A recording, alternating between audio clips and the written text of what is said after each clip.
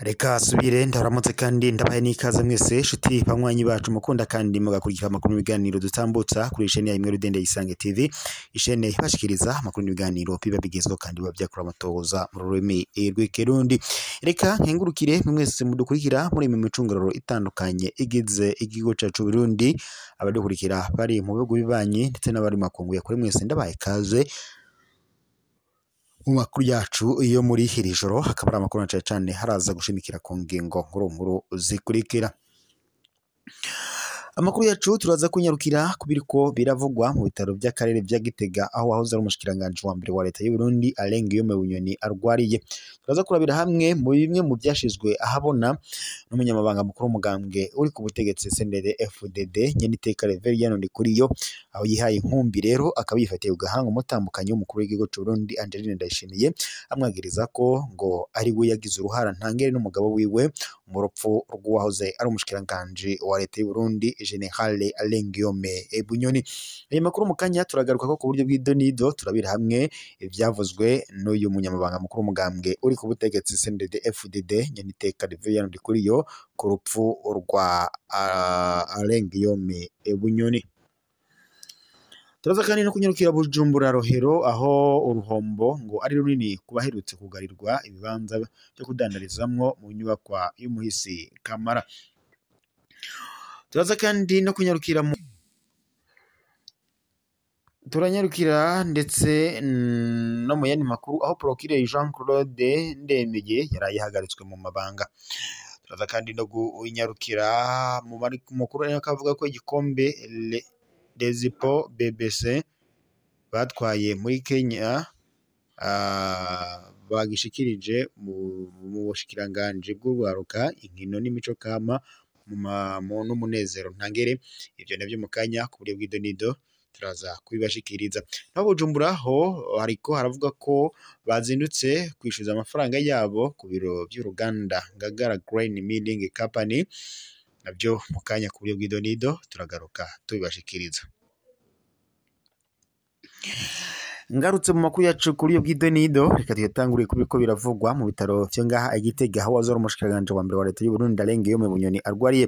Alain Guillaume Bunyoni yajanwe mu bitaro by'akarenga Igitega ku igenekerezo ry'icenda gitugutu y'umwaka, aho abaganga batandukanye bari bahuye barimo baramupima, aho yarari mu ngaho mw'ibero rikuru rya Gitega, bakaza gusanga amagara yiwe atifashe neza. Haciye hafatwa ingingo yo kumwohereza mu bitaro by'akarere Igitega kugira ngo babandanye bamukurikirana koko amagara yiwe atari yifashe neza. Hari amakuru twaronkaga avuga ko Alain Guillaume Bunyoni yoba yarwaye indwara y'igisukari, ariko kuri ubu ngubu amakuru dukura mu muryango wahoze ari umushikiranganje wa mbere wa leta y'u Burundi Alain Guillaume Bunyoni uvuga ko umutambukanyi w'umukuru w'igihugu cy'u Burundi ndetse n'umugabo wiwe Perezida Evariste Ndayishimiye aribo baba baragize uruhara ntangere mu urwayi cyangwa se mu kuba amagara ya Alain Guillaume Bunyoni atameze neza. Alain Guillaume Bunyoni yapfunzwe mu mwaka wa 2023 yagirizwa kugandagura umukuru wo gushaka gutembagaza ubutegetsi ndetse no gushaka kugandagura umukuru w'igihugu akoresheje amangete ndetse no kunyonora amatungo ya leta. Alain Guillaume Bunyoni yaciriwe gufunga umunyoro w'ubuzima bwe bwose, akaba rero yarafungiwe mu bitaro byo ngaha akaba yarafungiwe mu gasho cyangwa se mu ihorero rikuru rya Gitega, ariko ashobora amagara ye kuko atari yifashe neza, yaciye harungikwa mu bitaro by'akarere ngaha Gitega kugira ngo babandanye bamukurikirana, abaganga batandukanye bariko baramukurikirana. Kuri ubu ngubu rero muri iri joro umunyamabanga mukuru w'umugambwe uri ku butegetsi CNDD FDD yihaye inkumbi, yagirije umutambukanyi w'umukuru w'igihugu cy'u Burundi Angeline Ndayishimiye kuko ari we yagize uruhara mu urwayi bw'uyu umugabo yahoze ari umushikiranganje wa mbere wa leta y'u Burundi. Nimujye kandi munabyibuka mu byabaye mu myaka yaheze ko arengeyemo uyu nawe cyangwa se uyu Reverien Ndikuriyo nawe amagara yiwe atari yifashe neza, ubwo yajanwa kuvurwa mu bitaro byo ngaho hakurya y'amazi manini. Muribuka ko yajanwe i Dubai nyuma y'uko akuwe muri Kenya. Naho rero amakuru yaracicikanye ku mbuga ngurukanabumenyi avuga ko uyu Reverien Ndikuriyo nawe ngo yoba yari yahawe isumo n'umuryango wa Perezida Ndayishimiye. Nawe rero atakurya umunwa yifatiye ugahanga umuryango wa Ndayishimiye, abagiriza ko ngo ari bo baba bahaye isumo uyu Alain Guillaume Bunyoni. naho Bujumbura ho ngo muri Rohero uruhombo ni runini ngo kubaherutse kugarirwa ibibanza vyo kudandarizamwo mu nyubakwa y'umuhisi Ikamara. Bamwe mu badandaza basanzwe bapanze amazu mu nyubakwa y'umuhisi Ikamara iri muri zone Rohero komine Mukazi ntara ya Bujumbura kwibarabara Chaussée du Prince Louis Rwagasore baridoga ko bariko baragirira uruhombo runini inyuma yo kugarirwa aho bakorera mu gihe kandi ariho ngo hari habatungiye imiryango yabo. Bakavuga kandi ko iruhande yo guhomba amafaranga yabatungira imiryango ngo ariko barahomba kandi n'abakiriya, kuko ngo umukiriya aje agasanga harugaye aja ahandi. Abo banyagihugu banidogera kandi sentare isubiramwo imanza ya Bujumbura ari nayo ngo yaje kubugarira nuko iriko irabarenganya, kuko ngo badakwiye kugarwa badakwiye kugwa mu mporero y'ibibazo biri mu muryango wa Kamara ngo kandi ataco baheranye. Bakavuga kandi ko sentare yaje kubugarira itabanje kubateguza kugira ngo bitunganye, mu gihe kandi bagifiseyo nama avase. Kubwabo ngo iyo nyene inzu ngo ataco umuheraniye, iyo nzu uba uyifise ko ububasha ku buryo atawuza kuyugara uko yishakiye. Bakabona ko rero agateka kabo ngo kariko karahonyangwa. Abo basanzwe kandi bakorera muri iyo nyubakwa bagasaba kugururirwa bakabandanya imirimo yabo, ariko kandi banasaba ikigo kijejwe kwegeranya amakori n'amatagisi OBR ari naco baheruka kugiranira amasezerano yo kuriha ibirarane vy'iyo nzu. Ikigo OBR kandi akaba ari naco cari cababwiye ko batohirahira ngo bagiranire amasezerano n'abandi badahejeje kuriha ivyo birarane. Ni mu gihe kandi abo badandaza bariha neza OBR ko ngo yobafasha kugira ngo bugururirwe ivyo bibanza. Ibibanza biri mu nyubako y'umuhisi Kamara bikaba vyugawe ku munsi wa gatandatu na sentare isubiramwo imanza ya Bujumbura, ivuga ko ari ingingo yafashwe na sentare ntayinyuzwa, ari nako userukira abasirwa b'umuhisi Kamara we avuga ko sentare ngo ntayinyuzwa yamubwiye ko atariyo yatumye ku ico gikorwa co kugara ivyo bibanza. Muri sentare ntahinyuzwa bakaba kandi bategekanya guhamagara impande zose zirabwa n'ico kibazo bakazohura ku munsi wa mbere kugira ngo bacigire hamwe. Naho Procureur Jean Claude Ndemeye yahagaritswe mu mabanga. Twaheruka kubaha amakuru y'umushikirizamanza wa Repubulika mu Kirundo Jean Claude Ndemeye avugwa ko yanyomoje mu kurya ibiturire. Abanyakirundo bamwagiriza ko agurisha uburenganzira bw'abanyagihugu. Abarekuriwe na sentare ntibataha ngo batamurishe, abahejeje umunyororo ngo niko nyine bigenda. Hari ndetse ngo abo apfunga ku karenganyo akabarekura ari uko bahishe amamiliyoni. Abanyagihugu bamwagiriza ko afise abakomisiyoneri bajejwe kuja gusaba ayo mahera. Twarangije inkuru yacu dusaba umushikiranganje w'ubutungane Akhdama Katihabwa ko yotohoza ivyo abanyagihugu bagiriza Jean Claude Ndemeye. Ntiyatevye atanindwi iheze Jean Claude Ndemeye aciye hagarikwa mu mabanga nk'uko twabisomye mu ngingo y'umushikiranganje ifise inimero 550/5005 yo kuwa 2022 Gitugutu y'umwaka. Akhdama Katihabwa yagiriye ko agena Hashakimana Silver nk'umushikirizamanza wa Repubulika wifata kibanza mu Kirundo.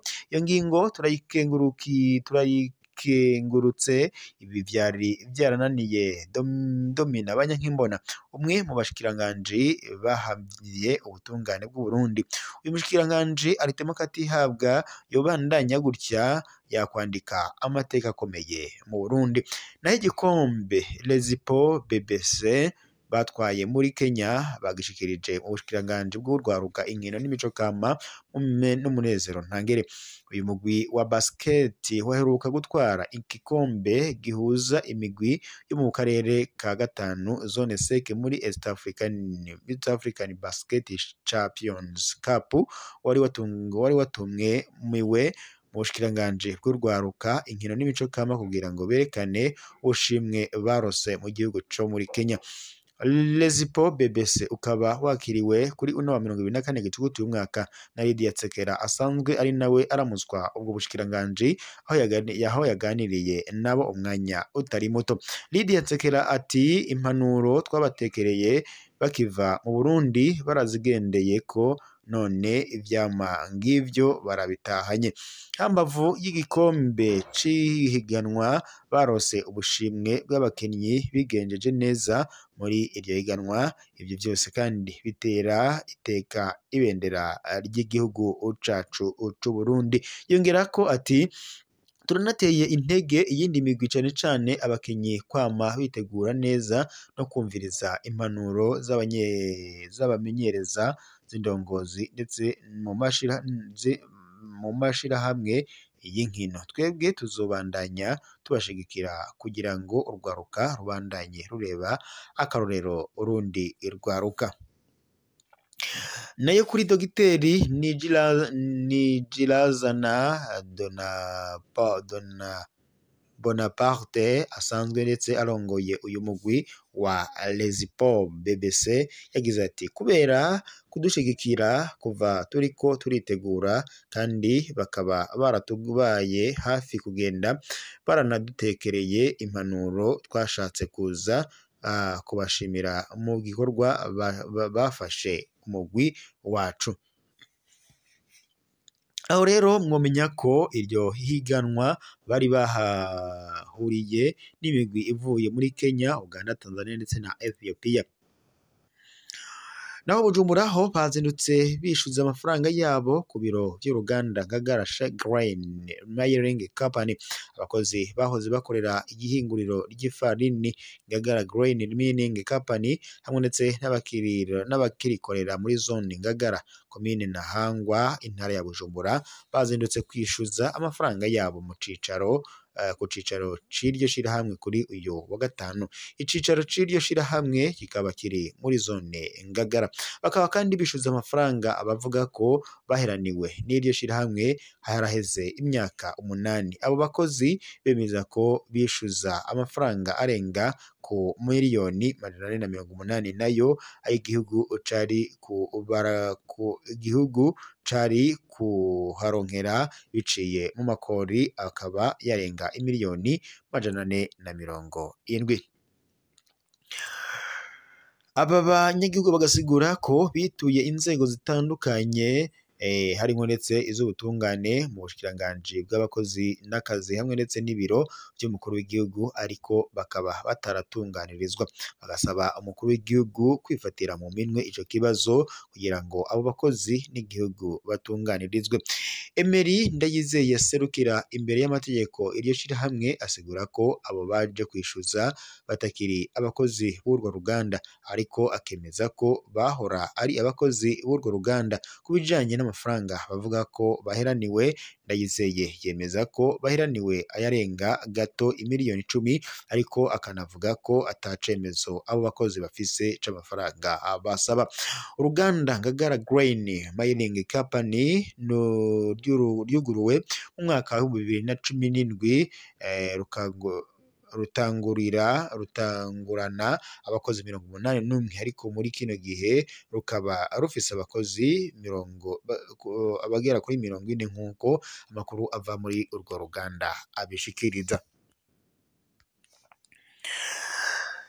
Ayo rero niyo makuru twari dufise yo mwirijoro. Reka tuye dusozere ngaha tuza gusubira mu makuru araza ko yezko mu gitondo. Gusa mwibwe gufyonda suivre partage ndetse na sabone kugira ngo tujye tubandanya kubana mu makuru n'ibiganiro vya misi yose tuba turiko tubashikiriza umwanya n'umwanya. Amakuru n'ibiganiro bibe bigizwe kandi bibavye kuri amatoza ururimi rw'ikirundi. Reka mbibutse mu fyonde suivre partage ndetse na sabone kugira ngo muze muri abambere kubona notification zijanye n'amakuru mashasha tuba tumaze kusubira kuri no monesha kuri yanyu mukunda cyane ngo Rudende Isange TV ishene bashikiriza amakuru n'ibiganiro biba bigezweho kandi biba vyakura amatohoza mu rurimi rw'ikirundi. Reka makengurukire kandi nabashimire mu makuru yacu mw'iri joro mwariko murashikirizwa nimuneje kuri mbona cane mu Rudende ya Isange TV.